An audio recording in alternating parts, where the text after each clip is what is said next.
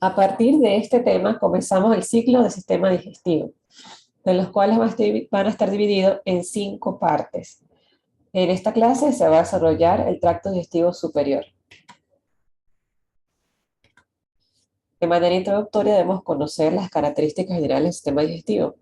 Es el encargado de la ingestión, masticación, deglución, digestión y absorción de los alimentos, además de la eliminación de los desechos no digeribles. El sistema digestivo inicia en la boca, va hacia la orofaringe, esófago, estómago, intestino delgado, intestino grueso, ¿correcto? También vamos a hablar un poco del apéndice, hígado, páncreas exocrino y glándulas salivales. La mayoría del sistema digestivo tiene una estructura tubular.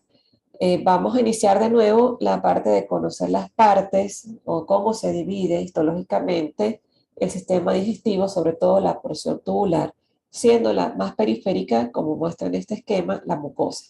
En la mucosa se van a describir 3 características, que son el epitelio, la lámina propia, que es el tejido conectivo debajo del epitelio, y una delgada capa de músculo liso que se llama muscular de la mucosa.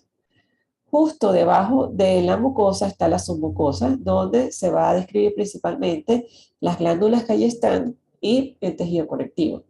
Luego viene la capa muscular externa, que dependiendo de la sección del tejido digestivo o del sistema digestivo, se puede dividir en 2 o 3 partes según la disposición de las fibras del músculo liso y de las células.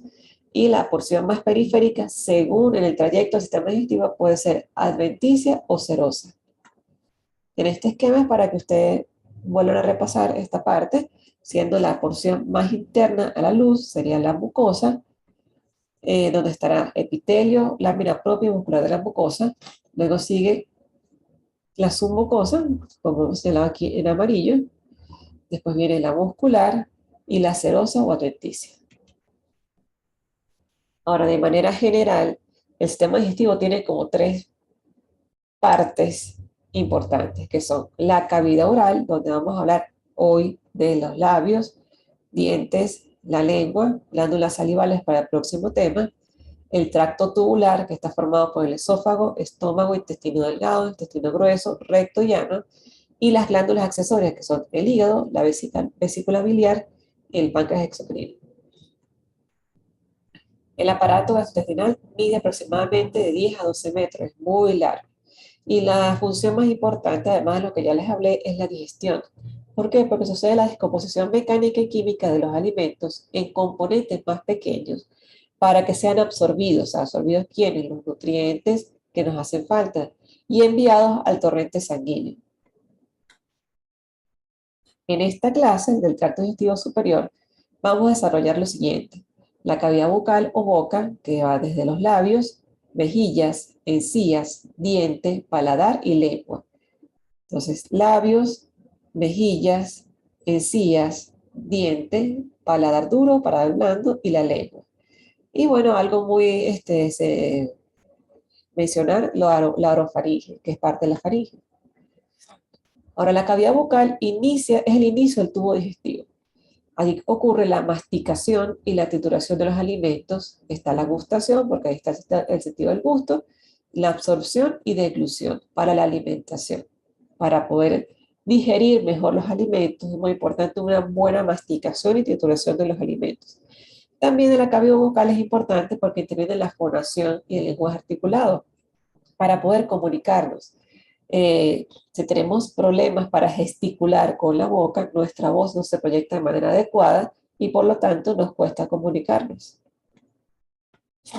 Esto simplemente es una imagen, una foto de la boca, donde tenemos los límites. La porción externa está dada por los labios, la porción interna está dada por el paladar blando y por la orofaringe, y los laterales está limitado por las mejillas. Ahora, en la mucosa bucal como tal, o en la boca, existen varios tipos de mucosa, o varios tipos de epitelios. Está la mucosa de revestimiento, que ya vamos a describirlo, la mucosa masticatoria y la mucosa especializada. En la boca se describen dos capas principalmente. La del epitelial, que la mayoría está formada por un epitelio ossificado plano no queratinizado. Hay partes de la boca que tienen epitelio queratinizado o paraqueratinizado. Y el corio, donde la mayoría está formada por tejido conectivo laxo. Ahora, la mucosa de revestimiento está formada por un epitelio estratificado plano no queratinizado, con la particularidad que no tiene ese epitelio estrato granuloso. Podemos encontrar en en esa mucosa de revestimiento glándulas salivales menores. Hay un tejido conectivo denso y regular que puede estar unida al músculo subyacente. ¿Dónde encontramos la mucosa de revestimiento? En los labios, en las mejillas, en el paladar duro, en la cara ventral de la lengua, que es la parte de abajo, que la lisa, y en el piso de la boca, que es la parte donde está debajo de la lengua. La mucosa masticatoria está formada por un epitelio estratificado plano, pero solo por 4 estratos, y ya tiene la particularidad que resiste fuerza de fricción y deslizamiento. También tiene un tejido conectivo denso y regular, pero carece de una submucosa bastante desarrollada. Y es aquella mucosa masticatoria que está formada por o unida al hueso subyacente, donde lo encontramos en las encías, en la cara dorsal de la lengua, que es la que nos vemos en el espejo, en la parte de arriba, y el paladar duro, parte del paladar duro. Y la mucosa especializada es esa mucosa que contiene las papilas gustativas para poder percibir el sabor.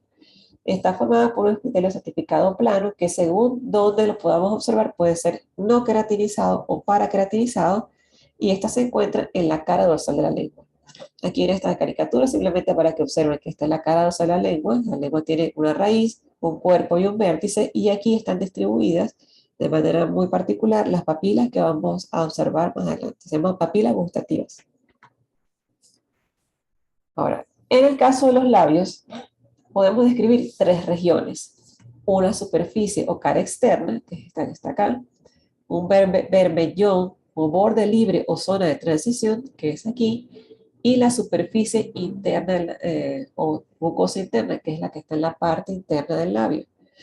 En el labio hay una submucosa donde podemos encontrar glándulas salivales, y en el centro está el músculo orbicular de los labios, que es un músculo estriado esquelético. Entonces, ¿cuáles son las características de las partes de los labios? La cara externa es piel fina, donde podemos encontrar los anexos cutáneos que ya conocemos de la piel. El berbellón o borde libre es esa parte donde tenemos una coloración rojiza formada por un epitelio estratificado plano no queratinizado y tampoco tiene anexos cutáneos. Y la parte interna es la mucosa labial, que está formada por un epitelio estratificado plano no queratinizado. Si observamos este dibujo, podemos distinguir lo que ya les comenté. Esta es la cara externa, donde podemos observar piel fina, epitelio estratificado plano, queratinizado, con papilas conjuntivales adelomorfas. Con los anexos cutáneos podemos encontrar aquí folículos pilosos, glándulas sebáceas. Luego viene el berbellón o borde libre, es esta zona que está aquí, y la cara interna, epitelio estratificado plano, no queratinizado. Encontramos el eje, el centro de los labios, que es el músculo orbicular de los labios. Si comparamos esta caricatura con este cortico histológico, se parece mucho. Esto sería la cara externa, marcado con el número 1, el berbellón, la cara interna, tenemos aquí el músculo orbicular y las glándulas. Volvemos a observar cara externa, berbellón, cara interna, músculo orbicular, tejido conectivo, cara externa, berbellón, cara interna, músculo orbicular, y aquí están las glándulas. Ahora, las mejillas, que son las caras internas de la boca, representan el límite lateral de la boca, está formado por un epitelio epitelificado plano no queratinizado. Vamos a describirlo de adentro hacia afuera. Luego tiene un corio o submucosa, que es tejido conectivo laxo, donde podemos encontrar eh, eh, fibras elásticas y colágenas que evitan que se formen repliegues en las mejillas. Luego hay una submucosa formada por glándulas salivales menores, o sea, son pequeños grupos de células con funciones de glándulas que pueden ser mucosas y mixtas. Recordemos las características de los acidos mucosos, los acidos serosos y los mixtos. Luego hay una capa de músculo estriado esquelético. Después sigue una capa de tejido adiposo, que dependiendo de cada persona puede ser más o menos, y la piel. La cara más externa es la piel. En el caso de la encía, está revestida por la mucosa masticatoria que rodea el diente y cubre los procesos alveolares. Está unida o en relación con los dientes a través de la unión dentogingival y está revestido principalmente por un epitelio plano paraqueratinizado. ¿Qué quiere decir paraqueratinizado? Bueno, que en un corte histológico tú puedes encontrar algunas partes de ese tejido con queratina y otros sin queratina, o sea, con estrato córneo y otros sin estrato córneo. En la encía se divide en dos partes. La encía libre, que no está adherida al hueso, está formado por un epitelio estratificado plano queratinizado o paraqueratinizado, dependiendo del corte donde lo observes. Forma la papila interdental, o sea, entre un diente y otro, y la consistencia es blanda y móvil. La encía adherible es la que está unida al periósteo del hueso alveolar. Tiene un epitelio estratificado plano queratinizado, es la continuación apical hacia arriba de la encía libre y es más firme y no móvil. Entonces, en esta imagen se ve lo que les quiero comentar. La que está más cerca del diente es la encía libre y la que está unida al hueso arriba es la encía adherida. Y la encía que está entre un diente y otro se llama encía interproximal.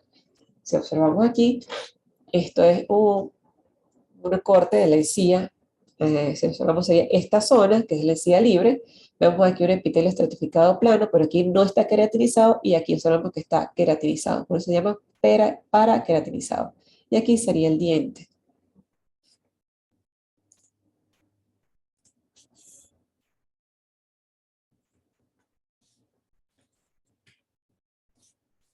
Ok, la encía es un complejo que se llama aparato dentogingival, donde podemos encontrar un epitelio de surco, que es donde está la bolsa periodontal, y más o menos de 0,15 a 3 milímetros, formado por un epitelio estratificado plano no queratinizado. Después está el epitelio de unión, ¿ok? También por un epitelio estratificado plano no queratinizado, que mantiene la encía adherida alrededor del diente. Y está el corium gingival, que está formado por tejido conectivo laxo y infiltrado de células inflamatorias. Entonces, recuerden, el aparato dentogingival está formado por el epitelio de surco, más el epitelio de unión y el corium gingival. Aquí simplemente para que lo observen, en este corte histológico sería el epitelio de surco, es este que está aquí, ¿ok? En la parte interna de la encía, el corium, que es este que está aquí, y el epitelio de unión sería más o menos en esta zona, arriba. Ahora, de manera general, vamos a hablar de las características histológicas del diente, ya que ustedes no van a ser odontólogos, pero tienen que saber cuáles son o cuál es la histología del diente. ¿Cuál es la función de los dientes? Bueno, retener alimentos, cortar trozos más pequeños y macerarlos para formar un bolo que es el que vamos a deglutir. Ellos se encuentran alojados en un espacio que se llama alveolo y adheridos a la encía y al hueso por el ligamento periodontal. El diente tiene tres capas. La más externa, que es la que observamos cuando abrimos la boca, es el esmalte. Y luego sigue la dentina, que es la que recubre la pulpa y los conductos radiculares. Y el cemento, que está hacia la parte más interna del diente, o sea, la periferia, pero hacia la parte de los alvéolos, que es esta que voy a señalar. Esto es una imagen, un corte histológico de un diente, donde lo más externo sería el cemento, la dentina, la pulpa, aquí sería el canal radicular, y aquí esto sería el cemento. Ahora, en cuanto al esmalte, se describe como el tejido más duro del organismo. Es acelular, es avascular, no tiene inervación, a nosotros no nos duelen los dientes mientras que tengamos el esmalte, pero no se regenera. Tiene 95% de matriz inorgánica y es del origen de las capas del diente el único de origen ectodérmico y las células que las originan se llaman amiloblastos que forman las famosas prolongaciones de Toms. Eso es en biología. En este corte histológico, esto que vemos en color pardo, que lo vemos blanco en vivo, esto sería el esmalte. Ahora, la dentina es la que recubre la corona, que es la parte superficial o apical debajo del esmalte, y la pulpa dentaria. La pulpa es la parte interna y la raíz. Tiene 45% de matriz inorgánica, es cierta, un poco elástica y permeable, y su origen viene a través de los odontoblastos. Los odontoblastos los puedes encontrar en un corte histológico en la parte interna de la dentina, la que está con el contacto con el canal radicular. Observamos otra vez este corte, lo tenemos el esmalte y todo esto que observamos en gris claro sería la dentina. Ahora, el cemento es una capa más delgada, ¿ok? Tiene de 45 a 50% de materia inorgánica y cubre y protege la superficie radicular del diente. O sea, si sabemos que este es el canal radicular, el cemento sería este. Ya observamos de color naranja en esta caricatura. Esa, en el cemento, es la zona de anclaje del ligamento periodontal, donde también ocurre la nutrición de esta estructura. El origen del cemento es a través de los cementocitos que provienen de los cementoblastos, y allí podemos encontrar los odontoclastos, que son los macrófagos que intervienen en la resorción de ese tejido. Bueno, este corte no se observa, ¿sí? Esto sería esmalte, dentina, canal, pulpa, y sería la porción más inferior, donde está el canal radicular. En cuanto a la pulpa dentaria, esa zona, esa cavidad, es donde están las arterias y las venas del diente y están los nervios. O sea, ahí ocurre la nutrición y elevación del diente. Y allí está ese tejido o esos vasos sanguíneos y nervios están inmersos en un tejido conectivo laxo. La pulpa dentaria está en una zona que se llama cámara pulpar y el canal o conducto radicular.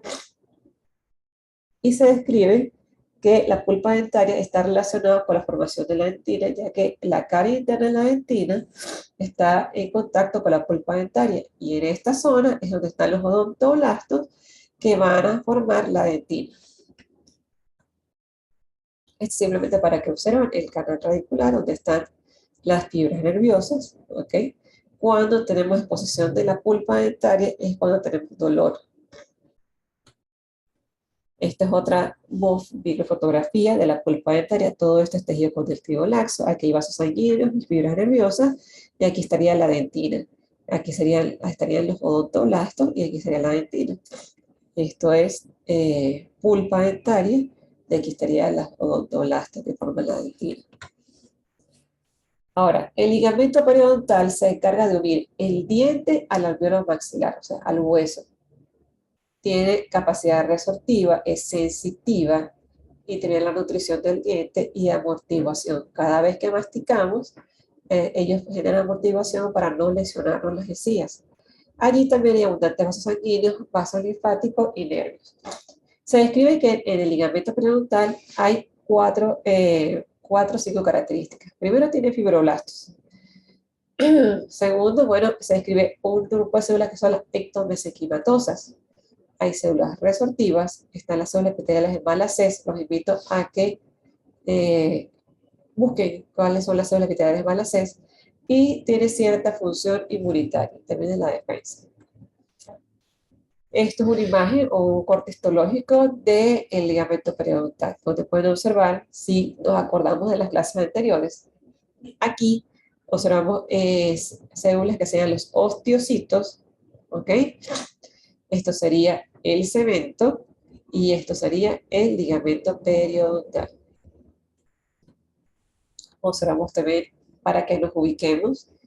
Aquí sería pulpa, canal radicular, cemento. Recuerden que el ligamento está en relación con el ligamento periodontal. Y entonces esto que está en verde es el ligamento periodontal. Si lo observamos en esta imagen, este sería el cemento, el hueso y el ligamento periodontal.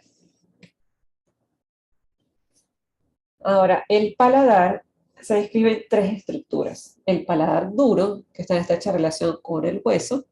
¿ok? El paladar blando, que es más posterior, y la úvula. ¿Cuáles son las diferencias entre el paladar duro y el paladar blando? Primero, el paladar duro está en estrecha relación con el tejido óseo, el paladar blando con músculo estriado esquelético. El paladar duro no se mueve y el blando sí. El duro está revestido por un epitelio estrificado plano paraqueratinizado y el blando es un epitelio estrificado plano no queratinizado.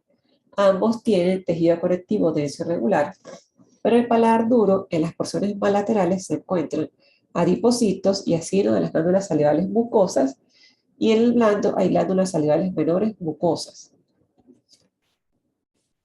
La úvula, que es la porción más, o sea, tiene más estrecha relación con el paladar blando, ¿ok? Se describe que es una extensión posterior del paladar blando revestido por un epitelio estratificado plano no caracterizado, esto que está aquí. Tiene tejido conectivo denso y irregular, hay glándulas salivales menores y músculo estriado esquelético. De manera irónica, bueno, la úvula se mueve. Cada vez que hablamos o respiramos, la úvula se mueve. Este simplemente es un esquema porque es difícil de conseguir un preparado histológico de la úvula donde podemos observar lo que les comenté, revestido por un epitelio certificado plano no caracterizado, tiene un eje de músculo estriado esquelético, ¿ok? Y abundantes glándulas salivales menores, ¿ok? También se les conoce como glándulas palatinas. Ahora, la lengua es el órgano musculoso, ¿ok? Que está en la boca, de la cual está formada por una cara dorsal, que es la parte más áspera, la que nos observamos cuando sacamos la lengua, donde se encuentran las papilas gustativas. Una cara ventral, que es la porción inferior, lisa, ¿ok? Formada por un epitelio estratificado plano no caracterizado. Una raíz, que es la parte más interna de la lengua, que tiene forma de V. Esa forma de V está dada por las papilas caliciformes de la lengua y tiene músculo estriado tanto extrínseco como intrínseco. ¿Cómo eso es extrínseco y extrínseco? Los intrínsecos son los que se encuentran dentro de la lengua y le dan la movilidad a la misma. Y los extrínsecos son los que fijan la lengua a la base de la boca y también intervienen en el movimiento de la misma.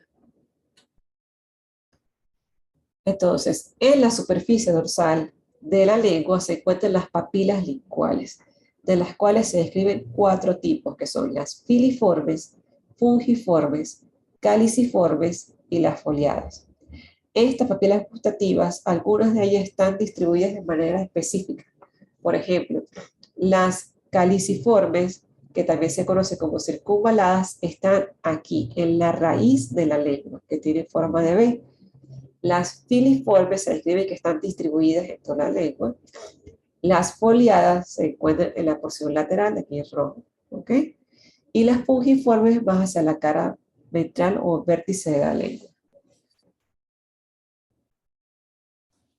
Así, aquí simplemente quiero que observen cómo se ven los músculos extrínsecos y los intrínsecos de la lengua y cómo se observan las papilas que se forman en el epitelio de la cara dorsal de la lengua.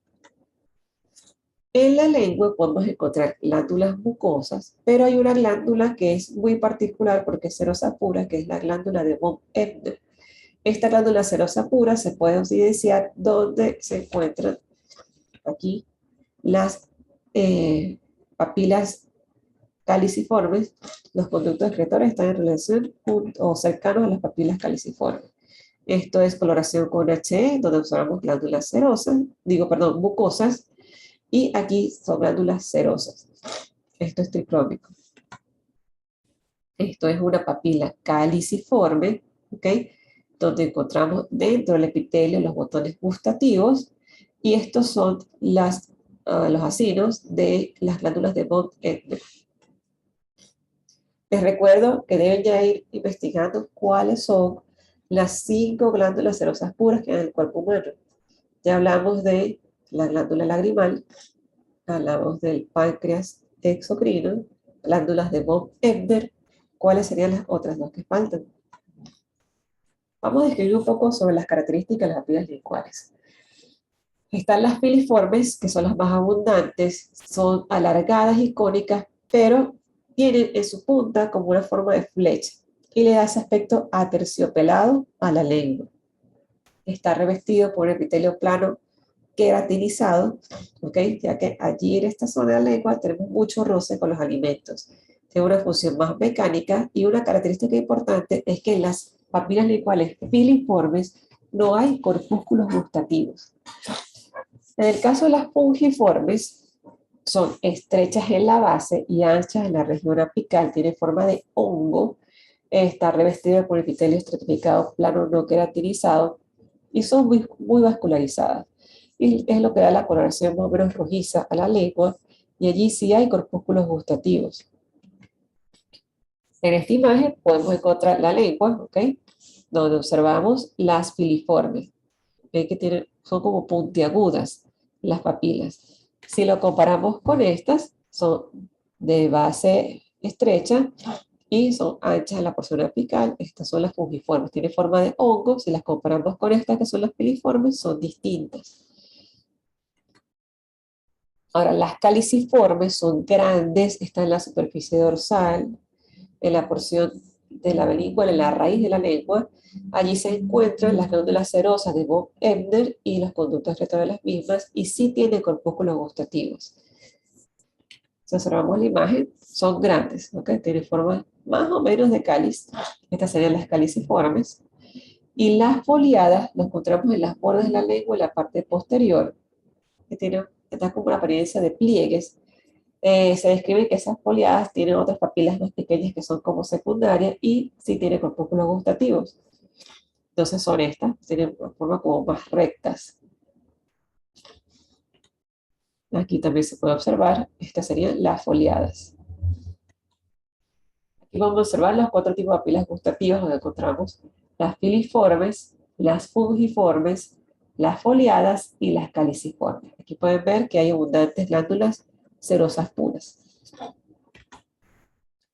Aquí se observa, si recordamos y observamos aquí, se parece mucho esta imagen a esta, por lo tanto serían las foliadas, esto es tricrómico, y aquí estas imágenes claras serían los corpúsculos gustativos. Aquí podemos hablar que puede ser una caliciforme, aquí se observa un conducto excretor de la glándula de von Ebner, estas son las sinocerosas, y los corpúsculos gustativos. Ahora, los corpúsculos gustativos también se conocen como botones gustativos. Allí este tipo de corpúsculo está inmerso o insertado en el epitelio, y es lo que le da la distinción o diferencia cuando hablamos de epitelios estratificados planos. Es un epitelio estratificado plano, no queratinizado, dependiendo de lo que observamos, con papilas conjuntivales delomorfas. Recuerden que cuando hablamos de delomorfa es porque si estas papilas cambian la estructura del epitelio, ¿ok? Como observamos aquí, se ve que hay un cambio del epitelio, entonces, por lo tanto, se llaman papilas conjuntivales delomorfas. Ahora, los botones gustativos son estructuras intraepiteliales de las papilas, son los órganos sensoriales que nos ayudan a percibir el sabor.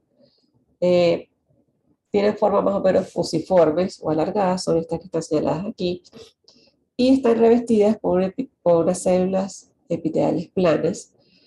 Ellas están en contacto con la superficie de la lengua a través de unos espacios que se llaman poros gustativos, que son estas zonas más rojas. Esto es coloración con tricrómico. Estas son imágenes de los botones gustativos.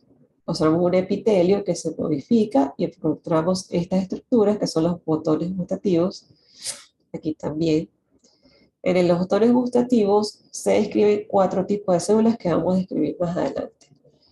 En esta imagen, esta es microscopía electrónica de transmisión, donde observamos esta abertura del epitelio. Esto sería el poro gustativo. Aquí observamos el botón gustativo, donde está el poro gustativo que está en contacto con la superficie apical. Esta es una glucoproteína que le da humedad a esta zona para poder percibirlo, aumentar la presión de los sabores. Y encontramos cuatro tipos de células: las basales, las oscuras, las intermedias y las claras, que no se observan en este esquema.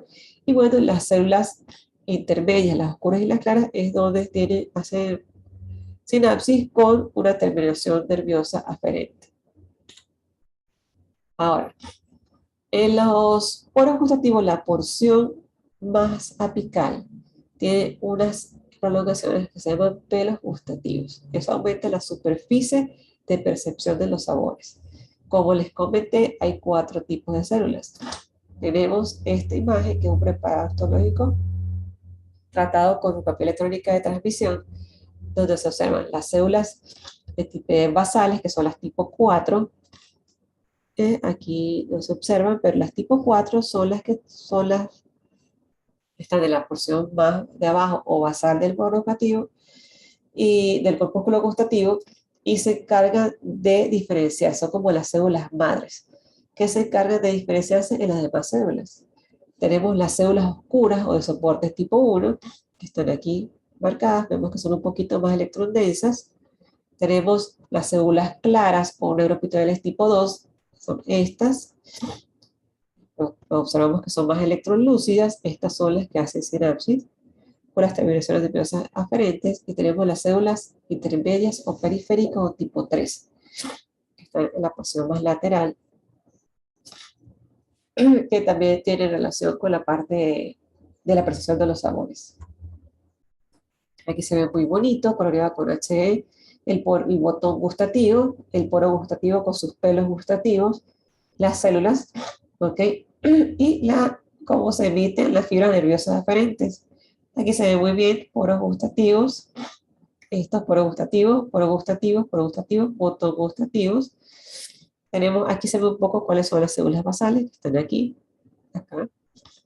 Cuesta distinguir, aquí pareciera que es una célula oscura, estas serían las claras, y se encuentran las prolongaciones nerviosas aferentes. Ahora, en el caso de la orofaringe, que es la porción de aquí, el posterior, recuerden que la faringe se divide en nasofaringe, orofaringe. Aquí la porción más interna de la boca. Está revestido por el epitelio certificado plano, tejido conectivo fibroelástico, y allí en la orofaringe se encuentra tejido linfoide, que no está encapsulado, que son las amígdalas faringeas o tonsila, ¿ok? Que las observamos diariamente cuando abrimos la boca, se observan las amígdalas, y acuérdense que eso es tejido linfoide, que ya se encargan de generar reacciones o inflamatorias a todos aquellos agentes que a través de la boca pues generan tipo de inflamación o infección.